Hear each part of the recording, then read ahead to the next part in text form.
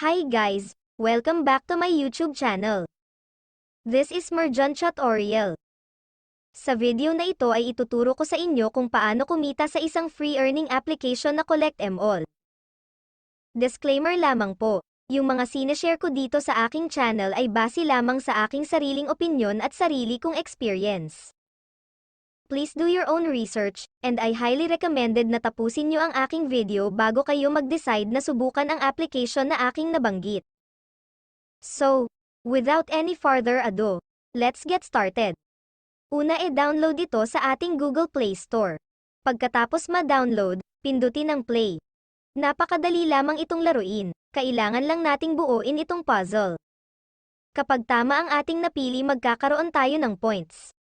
At yung points na yun ang magagamit natin para makapag-open tayo ng new box.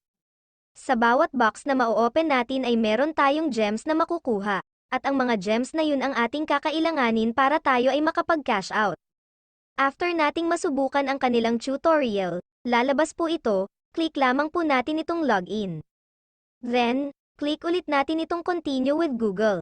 After nating makagawa ng account, pwede na tayong maglaro. Piliin lang natin yung missing piece ng puzzle dito sa baba. At kapag tama ang ating napili, meron tayong mapapansin dito sa itaas na 1/5, kailangan magkaroon tayo ng 5 tamang sagot para makakuha tayo ng treasure box. At ang laman ng treasure box na ito is itong gems. At itong gems na ito ang kakailanganin natin para tayo ay makapag-withdraw.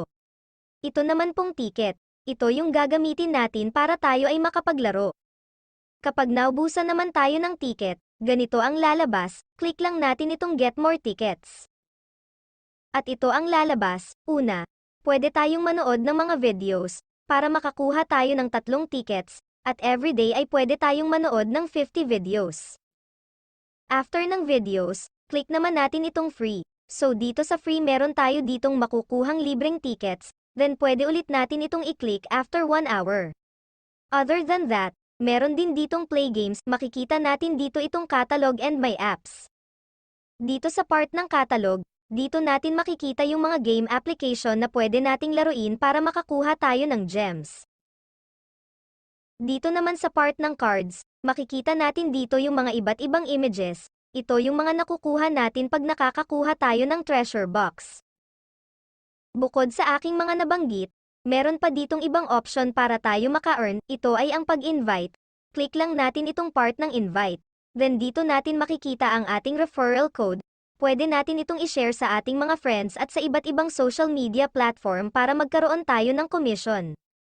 Alamin naman natin kung paano tayo makakapag-cash out, click natin itong withdraw. Dito natin makikita yung mga amount na pwede nating ma-withdraw through GCash. So currently, ang pwede pa lang nating i-withdraw is itong 1 peso. So try nating mag-withdraw. Click natin itong 1 peso. Then ito ang lalabas. Ilagay lang natin dito ang ating GCash account, then confirm, and after that, click na natin itong save. Ito na nga guys, dumating na ang ating withdrawal, at mabilis din po itong dumating.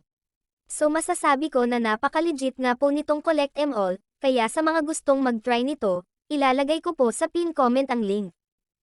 Maraming salamat sa inyong panonood, huwag nyo din po sanang kalimutang like and subscribe ang aking YouTube channel.